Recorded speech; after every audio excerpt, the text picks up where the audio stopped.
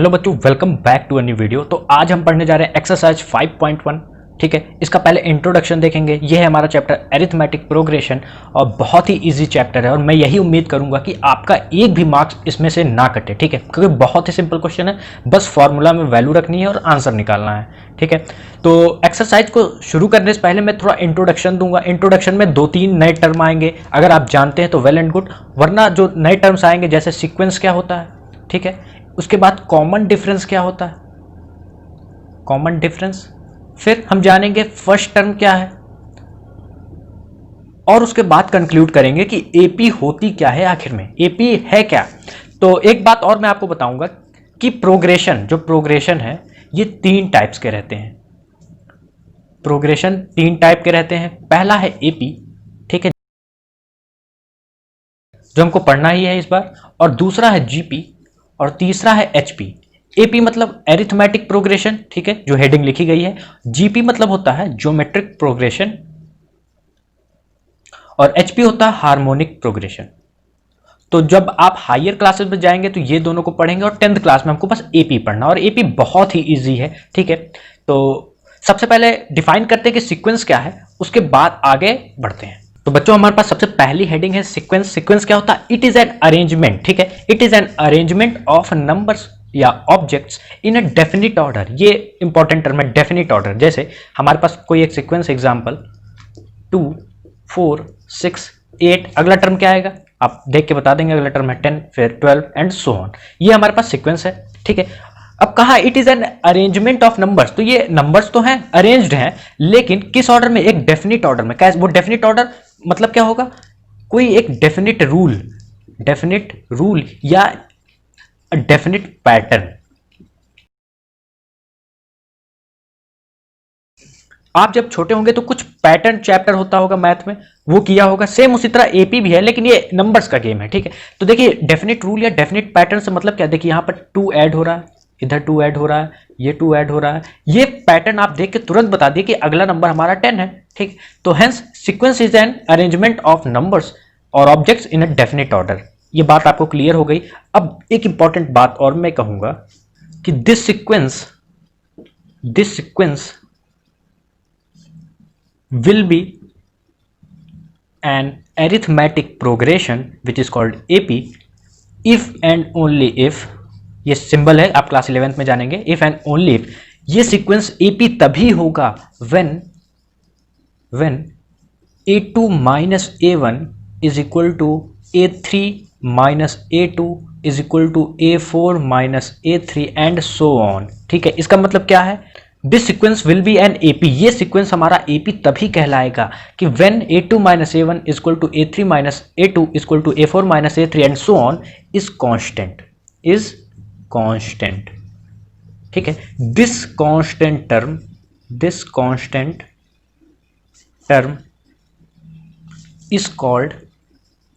is called common difference. अभी लिख लीजिए, मैं आपको क्लियर कर दे रहा हूं। कॉमन डिफरेंस को हम डिनोट करेंगे स्मॉल डी से। तो ध्यान से देखिए, this sequence will be an AP. ये जो सीक्वेंस है या कोई भी सीक्वेंस हमारे पास गिवन हो, और वो एपी तभी कहलाएगी जब सक्सेसिव टर्म माइनस जो पहला वाला टर्म होता है उसका डिफरेंस किसके बराबर आना चाहिए? जो थर्ड टर्म है, देखिए ये first term, second term, third term, fourth, fifth, six, इतनी बात आपको क्लियर हो गई। तो A2 minus A1 ये हमारे पास सीक्वेंस है 2 4 6 8 एंड सो ऑन। ये A1, ये A2, ये A3, ये A4 and so on, A5 A6 तक है। तो A2 minus A1 क्या होगा? 4 minus 2, ये क्या आएगा? 2। इसी तरह A3 minus A2, A3 क्या है? 6, 6 minus 4, ये क्या आएगा? 2। इसी तरह A4 minus A3, 8 minus 6, ये क्या आएगा? 2। देख रहे ये कांस्टेंट टर्म आ रहा है हमारे पास, तो इस कांस्टेंट टर्म को क्या कहते हैं? Common difference. बात क्लियर हुई आपको? फिर से समझिए, दिस सीक्वेंस या कोई भी सीक्वेंस एपी तभी होगा if and only if when the common difference is same. Common difference क्या होना चाहिए? Common difference is same. हमारा की कॉन्सेप्ट यही है कि कॉमन डिफरेंस सेम होना चाहिए। अगर हमारे पास कोई एग्जांपल गिवन है, जैसे एग्जांपल कंसिडर करते हैं 3 5 8 11 एंड सो ऑन, ये सीक्वेंस है, ठीक है, और हमसे क्वेश्चन में पूछा क्या ये सीक्वेंस एपी है कि नहीं है, एपी है कि नहीं है। तो आप क्या करेंगे, जितने टर्म दिए हैं जैसे 1 2 3 4 टर्म है, तो ये A1, ये A2, ये A3, ये A4, आपका काम क्या है, डी निकालिए। A2 माइनस A1 क्या आएगा, 5 minus 3 which is equal to 2, ठीक है। फिर A3 माइनस A2 क्या आएगा, 8 माइनस 5 इज इक्वल टू 3। अब यहीं पर आप देखिए ये D है हमारे पास, D1 D2, ठीक है, ये दोनों सेम नहीं है, D is not constant, hence this sequence does not forms an AP। अब मैंने आपको इंट्रोडक्शन में एक और टर्म बताया था जो कि था हमारा फर्स्ट टर्म, ठीक है। तो फर्स्ट टर्म को हम डिनोट करते हैं A से, जैसे ये हमारे पास सीक्वेंस गिवन है, तो फर्स्ट टर्म क्या है 3, तो A इज इक्वल टू 3। इस सीरीज में देखें या AP में देखें, फर्स्ट टर्म क्या है 2, hence A is equal to 2। तो A और D आपने अच्छे से समझ लिया, तो आगे बढ़ते हैं, तब तक के लिए पहले आप इसको नोट डाउन कर लीजिए। तो बच्चों आपने A और D का मतलब तो समझ लिया। अब क्वेश्चन में कभी कभार कोई सीरीज या AP गिवन रहता है, जैसे 2 4 6 8, ये 3 डॉट्स का मतलब क्या होता है, और भी टर्म्स हैं, ठीक है, और भी टर्म्स हैं या एटसेट्रा, ठीक है। तो ये हमारे पास AP गिवन है, AP क्यों है, कॉमन डिफरेंस सेम है, ठीक है। AP और सीक्वेंस में आपको मैंने डिफरेंस समझा दिया है। A क्या है हमारे पास 2, D क्या है 4 minus 2 which is equal to 2। Question में जब पूछेगा कि क्या ये सीरीज या सीक्वेंस AP है, तो क्या करना है आपको, D चेक करना है। अब क्वेश्चन में कभी कभार हमसे पूछता है कि फाइंड द नेक्स्ट टर्म, तो first second third fourth term तक तो दिया है, फिफ्थ टर्म बताइए या सिक्स्थ टर्म बताइए। तो ऐसे कंडीशन में आप कैसे बताएंगे फिफ्थ टर्म, तो ध्यान से देखिए, इसके लिए एक जनरल फॉर्मूला है, या general formula of an AP या general form of an AP भी आता है, ठीक है। तो इसका फॉर्मूला क्या है हमारे पास, Tn और An is equal to A plus n minus 1 into D, ठीक है। जैसे जैसे हम n की वैल्यू रखेंगे वैसे हमारे पास आंसर आएंगे। जैसे for n is equal to 1 अगर हम रखें तो T1 is equal to A1 is equal to A plus 1 minus 1 into D, और A प्लस 0 1 माइनस 1 तो 0 हो जाएगा, 0 इंटू डी तो 0 ही रहेगा, which is equal to A। तो A1 क्या होता है A, जिसको हम कहते हैं फर्स्ट टर्म। इसी तरह सेकेंड टर्म क्या होता है A plus 2 minus 1 into D, ठीक है, क्या आएगा A प्लस डी। हेंस अगर आपको A और D पता है तो आप कैसे निकालेंगे second term, A plus D, ठीक है। इसी तरह A3 क्या हो जाएगा A plus 3 minus 1 into D, ठीक है, तो A प्लस 2D। इतनी बात क्लियर। A4 क्या हो जाएगा A प्लस 3D। तो जैसे जैसे टर्म आगे बढ़ रहे हैं, जैसे यहाँ पर 4 है तो D के साथ एक टर्म कम लगेगा, 4 है तो यहाँ 3 है तो इधर 2, यहाँ पे 2 था तो इधर 1। बात क्लियर हुई। A5 क्या हो जाएगा A प्लस 4D। तो हमसे क्वेश्चन पूछा था A5, A है हमारे पास 2, ठीक, D है हमारे पास 4 minus 2 which is equal to 2, तो A5 क्या हो जाएगा 2 plus 4 into 2 plus 8 which is equal to 10, ठीक है। तो यहाँ इंट्रोडक्शन बहुत ही सिंपल था।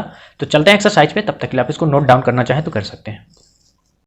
तो बच्चों ये रहा एक्सरसाइज 5.1 का क्वेश्चन नंबर 2। मेरी एडवाइस आपको यही है कि क्वेश्चन नंबर फर्स्ट को ट्राई करने से पहले 2, 3 एंड 4 को ट्राई कीजिए, ठीक है, उससे आपका मोरल बूस्ट होगा, तब क्वेश्चन नंबर 1 को ट्राई कीजिएगा, ठीक है। और मैं तो करवाऊंगा इस वीडियो के आखिरी में, तो आपको टेंशन लेने की जरूरत नहीं है। तो बच्चों ये रहा क्वेश्चन नंबर 2। क्वेश्चन कह रहा है कि write first 4 terms of an AP where A and D is given. A और D गिवन है, ठीक है, A और D हर क्वेश्चन में गिवन है, और आपको first 4 terms of an AP बताना, जैसे ये first term, second term, third term, fourth term, और A1 A2 A3 and A4 आपको बताना है। तो सिंपल है। A1 क्या होता है A1 is equal to A, introduction मैंने अभी पढ़ा है।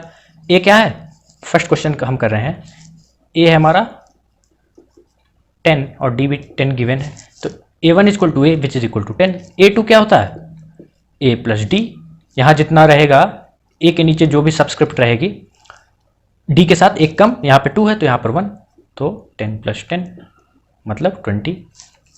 A3 क्या होगा A प्लस 2D, ठीक है, 10 प्लस 2 इंटू 10 ये आएगा आपका 30। A4 क्या हो जाएगा A plus 3D, 10 plus 3 into 10 ये आ जाएगा 40। तो हमारी AP कैसी हो जाएगी 10, 20, 30, 40, ठीक है। 3 डॉट्स का हम जनरली यूज़ करते हैं, 4 डॉट्स नहीं लगाते हैं, ठीक। तो सेकंड क्वेश्चन आप ट्राई कीजिए और मैं 4th एंड 5th को ट्राई करता हूँ। तो ये रहा हमारा फोर्थ क्वेश्चन जिसमें ए गिवन है -1, डी गिवन है 1/2, ठीक है। तो A1 क्या होता है, A which is equal to -1, A2 क्या होता है, A प्लस डी, तो -1 प्लस 1/2 ये आ जाएगा आपका -1/2, ठीक है। A3 क्या हो जाएगा, या third term A plus 2D, तो -1 प्लस 2 इंटू 1/2, ये 2 से ये 2 गया तो -1 प्लस 1 ये आ जाएगा 0। A4 क्या होता है, A plus 3D, -1 plus 3 into D क्या है हमारे पास 1/2, यह आ जाएगा -1 प्लस 3/2, यह आ जाएगा हमारा 1/2। हमारी AP क्या हो जाएगी -1/2, यहाँ आ जाएगा -1, 0 एंड 1/2, ठीक है। तो क्वेश्चन बहुत ही सिंपल है, तब तक आप इसको नोट डाउन कर सकते हैं। तो बच्चों फिफ्थ के लिए A हमारा गिवन है -1.25 और D गिवन है क्या है -0.25। सिंपल सा कैलकुलेशन है। तो since A1 equal to A क्या आ जाएगा -1.25, ठीक है। A2 क्या होता है A प्लस डी। इंट्रोडक्शन जरूर देखिएगा, उसको स्किप करेंगे तो कोई मतलब नहीं है। तो -1.25 प्लस -0.25 ये आ जाएगा आपका plus minus minus 0.25 which is equal to -1.50। इसी तरह A3 A plus 2D -1.25 plus 2 into -0.25 क्या आ जाएगा -1.25 प्लस 2 इंटू 0.25 क्या हो जाएगा 0.50, लेकिन माइनस साइन के साथ। तो -1.25 प्लस माइनस माइनस 0.50 और 0.50 ये आ जाएगा आपका -1.75। इसी तरह A4 क्या होगा A plus 3D which is equal to -1.25 plus 3 into -0.25 ये आएगा आपका -2.0, ठीक। हमारी AP क्या हो जाएगी -1.25 -1.50 -1.75 -2.0, ठीक है। तो क्वेश्चन नंबर 3 पे चलते हैं, तब तक आप इसको नोट डाउन कर सकते हैं। आपके लिए question number 2 and question number 3 homework है, ठीक, और आप अपना आंसर कमेंट सेक्शन में बता सकते हैं। तो बच्चों ये रहा क्वेश्चन नंबर 3, इसमें 4 सब पार्ट्स हैं। तो आपके लिए होमवर्क रहेगा part number 2 and part number 1, ठीक है। मैं थर्ड और फोर्थ को ट्राई करता हूँ, आप तब तक के लिए फर्स्ट एंड सेकंड को ट्राई कीजिए। तो थर्ड है हमारा 1/3, 5/3, 9/3 एंड 13/3। क्वेश्चन कह रहा है फॉर द फॉलोइंग एपीज। तो क्वेश्चन में पहले ही बोल दिया कि ये जो सीरीज गिवन है इट इज एन एपी, ठीक है। जब एपी क्वेश्चन में कह दे कि हाँ ये सीरीज या सीक्वेंस एपी है तो आपको डी बस एक बार निकालने की जरूरत पड़ेगी, ठीक है। लेकिन अगर पूछा जाए कि क्या ये सीक्वेंस या सीरीज एपी है कि नहीं, तब आपको हर टर्म्स के लिए डी निकालना पड़ेगा। तो आगे देखेंगे इस लाइन का मतलब क्या है। तो ये क्वेश्चन बहुत ही बच्चों का वाला खेल है। अगर आपके पेपर में क्वेश्चन आ गया तो वेल एंड गुड, आपकी लॉटरी लग जाएगी। तो क्वेश्चन में कह रहा है find the first term and the common difference. तो फर्स्ट टर्म क्या होगा a which is equal to 1/3 और d क्या होता है a2 माइनस a1, ठीक है। d का फॉर्मूला है ये a2 माइनस a1। तो a2 क्या है 5/3 और माइनस 1/3 ये क्या आ जाएगा 4/3, ठीक। तो d आ गया। इसी तरह फोर्थ चलते हैं 0.6, 1.7, 2.8, 3.9। a क्या है हमारे पास 0.6 और d क्या हो जाएगा 1.7 माइनस 0.6, ठीक है। तो 1.7 माइनस 0.6 क्या आएगा 1.1। आप a2 माइनस a1 भी निकाल सकते हैं और d आप a3 माइनस a2 भी निकाल सकते हैं, ठीक है। क्वेश्चन में कह दिया है कि ये AP है तो 2.8 माइनस 1.7 ये आएगा 1.1। तो क्वेश्चन 3 बहुत ही सिंपल था। चलते हैं क्वेश्चन नंबर 4 पे, तब तक आप इसको नोट डाउन कर सकते हैं। तो बच्चों ये रहा क्वेश्चन नंबर 4 और दिखने में तो बहुत ही बड़ा लग रहा हो क्योंकि 15 सब पार्ट्स हैं इस क्वेश्चन के, लेकिन बहुत ही हलवा क्वेश्चन है। क्वेश्चन कह रहा है which of the followings are AP. ये हमारे पास सीक्वेंस गिवन है, ठीक है। टोटल 15 सीक्वेंस है, इनमें से बताइए कौन कौन सा सीक्वेंस एपी है। अगर if they form an AP, अगर वो एपी है तो हमको डी पता लगाना है, ठीक है, पहला पार्ट क्वेश्चन का। सेकंड पार्ट कह रहा है राइट 3 मोर टर्म्स, अगर वो एपी है तो और 3 टर्म्स लिखिए, मतलब ये A1, A2, A3, A4। अगर ये AP है तो आप A5, A6, A7 आपको लिखना है, ठीक है। 1 बाय 1 डिस्कस करते हैं, ठीक है। जैसे हमारे पास पहला क्वेश्चन है 2, 4, 8 एंड 16, ठीक है। तो फर्स्ट टर्म क्या है A इक्वल टू 2, D क्या होगा 4 minus 2 which is equal to 2, ये D1 है, ठीक है। इसी तरह D2 चेक करें 8 minus 4 which is equal to 4, D1 is not equal to D2, ठीक है। कॉमन डिफरेंस कांस्टेंट नहीं है, hence this is not an AP, AP ये नहीं है। अगर एपी नहीं है तो आगे के 3 टर्म्स हमको लिखने की जरूरत नहीं है। क्वेश्चन समझ गए कैसे करना है। अब सेकंड पे चले। सेकंड दिया है 2, 5/2, 3, 7/2, ठीक है। तो D1 निकालें A2 माइनस A1, ठीक है। तो क्या आ जाएगा 5/2 माइनस 2 ये आएगा 1/2, ठीक है। इसी तरह D2 चेक करते हैं, जितने टर्म्स दिए हैं सब के लिए चेक करेंगे, ज़रूरी नहीं है अगर D1 और D2 इक्वल नहीं है आपस में तो ज़रूरी नहीं आगे का चेक करना, लेकिन अगर D1 D2 बराबर है तो आप D3 चेक करेंगे, फिर D4 चेक करेंगे, ठीक है। तो D2 क्या हो जाएगा, A3 माइनस A2 मतलब 3 माइनस 5/2, यह आएगा 1/2, ठीक है। D1 और D2 बराबर आ गए। D3 क्या होगा, A4 माइनस A3, ठीक है, ये A1 है, A2 है, A3 A4 है, तो 7/2 माइनस 3, ये आ जाएगा 1/2। हेंस सारे कांस्टेंट टर्म्स क्या है, आपस में इक्वल है, hence it is N AP. AP है कि नहीं है, एपी है। डी क्या है हमारे पास, 1/2। A1 A2 A3 A4 दिया है, अब हमको फाइंड करना है A5 A6 A7। तो A5 क्या होता है, A प्लस 4D होता है ना भाई। तो A क्या है हमारे पास, 2 प्लस 4 इंटू 1/2, 2 2 सा, तो ये आ जाएगा 4। A6 क्या हो जाएगा, A प्लस 5D, 2 प्लस 5/2, ये आ जाएगा आपका 9/2, ठीक है। इसी तरह A7 क्या हो जाएगा, A plus 6D, 2 plus 3 which is equal to 5, ठीक है। क्वेश्चन समझ गए, इजी है कि नहीं है। तो चलते हैं थर्ड पे, तब तक के लिए आप इतना नोट डाउन कर सकते हैं। तो बच्चों थर्ड और फोर्थ आपके लिए होमवर्क है, आप इसको खुद से ट्राई कीजिए, बहुत ईजी है, बस फंडा और मेथड कॉन्सेप्ट एक ही है। तो फिफ्थ में ट्राई करता हूँ। फिफ्थ क्या है, 3 plus root 2, 3 plus 2 root 2, 3 plus 3 root 2। तो D1 चेक करें, D1 क्या होगा, A2 माइनस A1 मतलब 3 प्लस रूट 2 माइनस 3, 3 से 3 गया, क्या आ गया, रूट 2। इसी तरह D2 क्या हो जाएगा, 3 plus 2 root 2 minus 3 plus root 2, bracket लगेगा, ठीक है। साइन बहुत इंपॉर्टेंट है, माइनस प्लस का ध्यान रखिएगा। 3 plus 2 root 2 minus 3 minus root 2, ये कट गए। 2 रूट 2 माइनस रूट 2 क्या आ जाएगा, रूट 2 आ जाएगा, ठीक है। अब बहुत से बच्चे क्या करते हैं, D1 निकालते हैं, D2 निकालते हैं, देखते हैं आपस में बराबर, बस इतने क्वेश्चन छोड़ के चले जाते हैं। ऐसा नहीं करना, मार्क्स कट जाएगा, अप्रॉक्स हाफ मार्क्स आपका कट जाएगा। तो D3 क्या होगा, दिस माइनस दिस मतलब 3 plus 3 root 2 minus 3 plus 2 root 2, ये क्या आ जाएगा, 3 plus 3 root 2 minus 3 minus 2 root 2, ये 3 से ये 3 गया, 3 रूट 2 माइनस 2 रूट 2 क्या हो जाएगा, रूट 2। तो सारे कांस्टेंट टर्म आपस में क्या है, बराबर है, hence this is an AP. AP है तो आपको क्या करना है, अब 1 2 3 4 तो गिवन है, A5 निकालना है। A5 क्या होता है, A प्लस 4D, ठीक है। A6 चेक करना है, A6 क्या होता है, A प्लस 5D।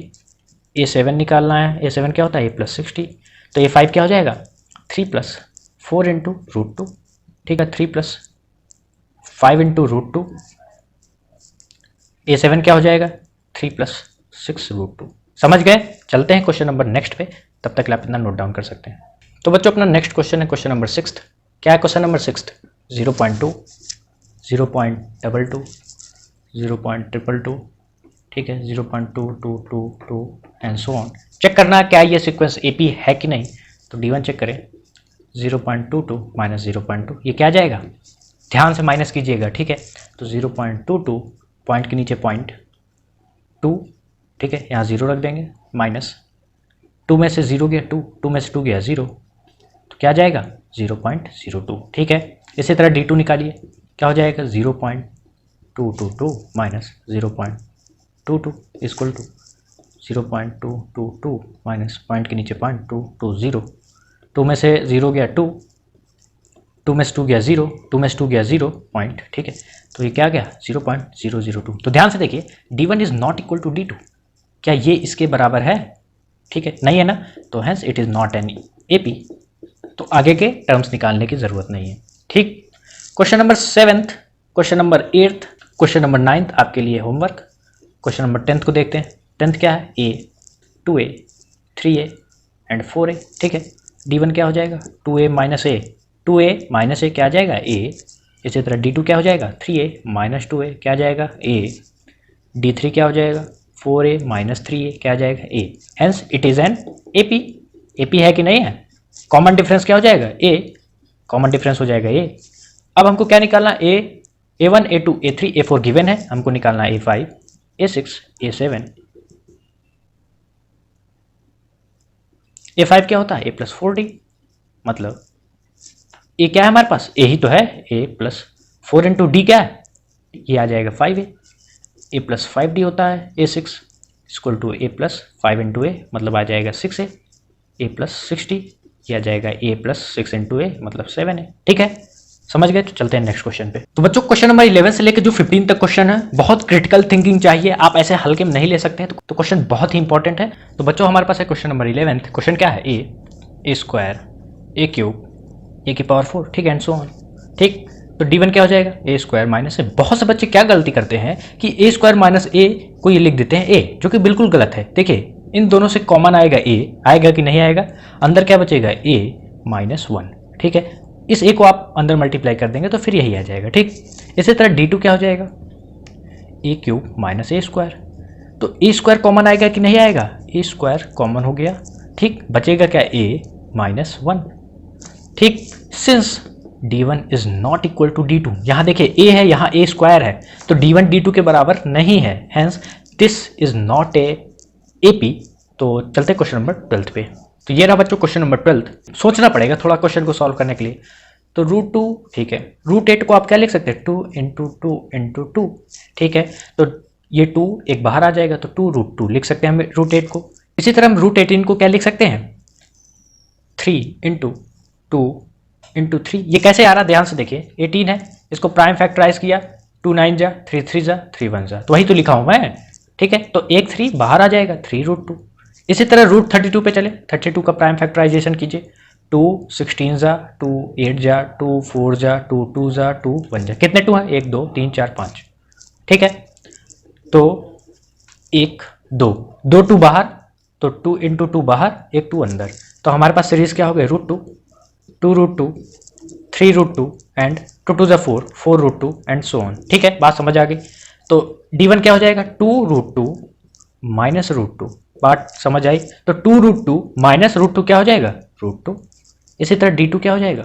3 √2 माइनस 2 √2, ये क्या आ जाएगा? √2। d3 क्या हो जाएगा? 4 √2 माइनस 3 √2, ये भी आ जाएगा √2। Hence common difference is constant, this sequence is in AP, ठीक है। तो d क्या है हमारे पास? √2। a क्या है हमारे पास? √2। तो A5, 1 2 3 4 5 6 7, A5 A6 and A7 हमको फाइंड आउट करना है। A5 क्या होगा? a प्लस 4d, मतलब √2 प्लस 4 √2, यह आ जाएगा 5 √2, ठीक है। इसी तरह A6 फाइंड करेंगे, A7 फाइंड करेंगे, तो यह आएगा 6 √2 एंड 7 √2, ठीक है। फाइंड करिएगा फॉर्मूला में रख के। तो चलते हैं नेक्स्ट क्वेश्चन पे। तो बच्चों ये प्रीवियसली जैसे हमने क्वेश्चन किया वैसा ही क्वेश्चन है, बस वही करना है जैसे हमने प्रीवियस क्वेश्चन में किया था। 3 √6 को आप प्राइम फैक्टराइज करेंगे तो क्या आएगा? 2 3 जा 3 1 जा, मतलब रूट के अंदर 2 इंटू 3, √9 मतलब 3, √12 क्या हो जाएगा? 12 का अगर हम प्राइम फैक्टराइज करें, 2 6 जा, 2 3 जा, 3 1 जा, तो 2 इंटू 3, हेंस हमारे पास सीरीज क्या आ गई? √3, √2 इंटू √3, ठीक है, ये आ जाएगा 3। यहाँ से देखिए एक 2 बाहर, अंदर क्या आ जाएगा? 2 √3। तो देखने से ही लग रहा है ये AP में नहीं है, तो चेक कर लेते हैं। d1 equal to √2 into √3 minus √3, ठीक है। √3 कॉमन, अंदर क्या आ जाएगा? √2 माइनस 1। तो इसी तरह d2 चेक करते हैं, 3 माइनस √2 इंटू √3। अब आप कहेंगे भाई क्या कॉमन ले इससे? तो देखिए 3 को आप क्या लिख सकते हैं? √3 इंटू √3। एग्री करते हैं कि नहीं करते हैं इस बात से? माइनस 2 √3, तो √3 कॉमन, अंदर क्या आ जाएगा? √3 माइनस 2। तो since d1 is not equal to d2, और आप स्टेटमेंट लिख सकते हैं कि common difference d is not constant, hence this sequence is not an AP, ठीक है। तो चलते क्वेश्चन नंबर 14 पे, तब तक के लिए आप इसको नोट डाउन कर सकते हैं। तो बच्चों ये रहा क्वेश्चन नंबर 14। 1 का स्क्वायर, 3 का स्क्वायर, 5 का स्क्वायर एंड 7 का स्क्वायर। तो 14th मैं करूंगा, 15th आपके लिए होमवर्क है, ठीक है ना। तो कैसे करना? 1 का स्क्वायर क्या होगा? 1, 3 का स्क्वायर क्या होगा? 9, 5 का स्क्वायर क्या होगा? 25 और 7 का स्क्वायर क्या होगा? 49, ठीक है। ये हमारे पास सीक्वेंस गिवन है। क्या ये AP है? चेक करें। d1 क्या होता है? A2 माइनस A1 मतलब 9 माइनस 1, यह आएगा आपका 8। इसी तरह d2 क्या हो जाएगा?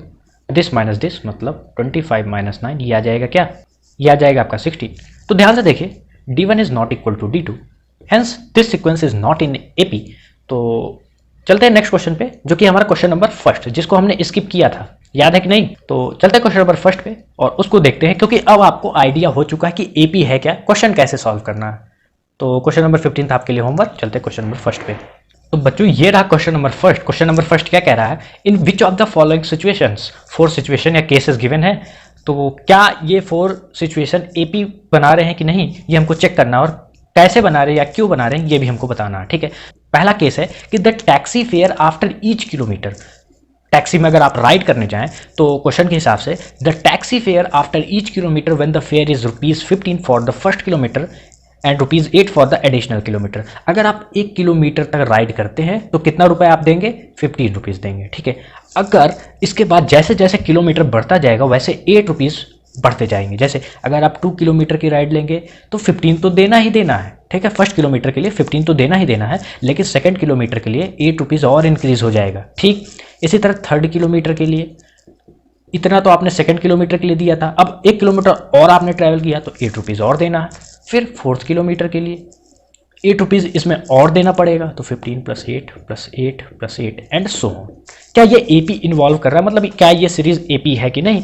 तो सिंप्लीफाई करें, ये आएगा 15, ये आ जाएगा 23, ये आ जाएगा कितना? 15 + 8 + 8 मतलब 31, ये क्या आ जाएगा? ये आ जाएगा 24 + 15 39 एंड सो ऑन, ठीक है। तो सोल्यूशन आप कैसे लिखेंगे? For the first kilometre the initial fair was ₹15, initial fair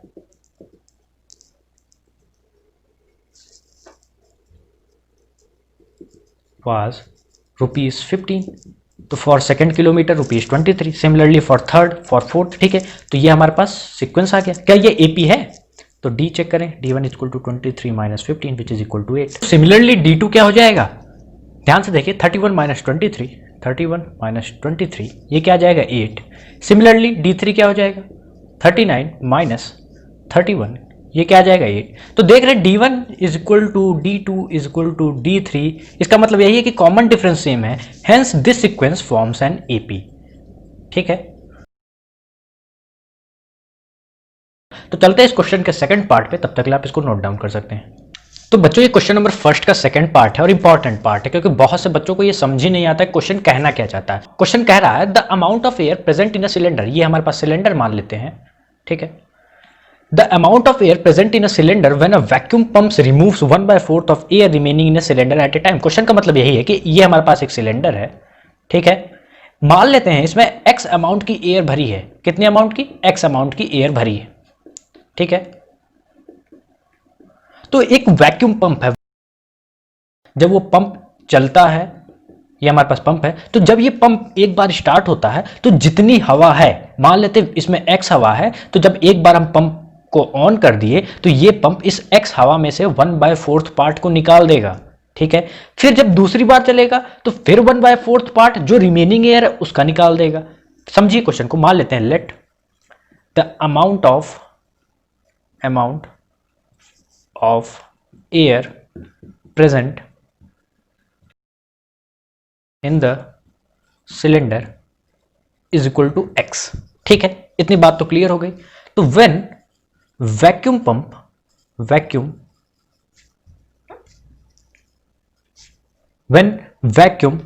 starts for first time, जब पहली बार वैक्यूम पंप स्टार्ट होता है तो वो x में से, मतलब जितनी एयर प्रेजेंट है, इससे जितनी एयर प्रेजेंट है उसका 1/4 पार्ट, मतलब x तो प्रेजेंट थी, इसका 1/4 पार्ट निकाल लेगा। फिर से समझिए, जब एक बार वैक्यूम पंप स्टार्ट होता है फर्स्ट टाइम के लिए तो जितनी एयर प्रेजेंट है उसका, उस एयर का 1/4 पार्ट निकाल लेता है। तो क्या आएगा? इसको सॉल्व करें तो 3x/4, ठीक है।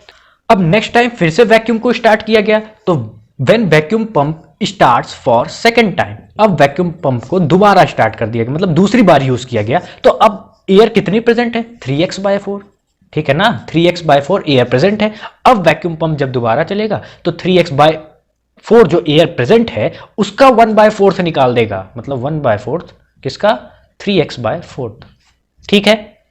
फिर से समझिए, जब वैक्यूम पंप दोबारा चला तो जितनी एयर प्रेजेंट थी, पहली टाइम जब चला था तो इतनी एयर प्रेजेंट हुई, अब जब दूसरी बार चल रहा है तो जितनी एयर प्रेजेंट थी उसका 1/4 वैक्यूम पंप ने फिर से निकाल लिया, ठीक है।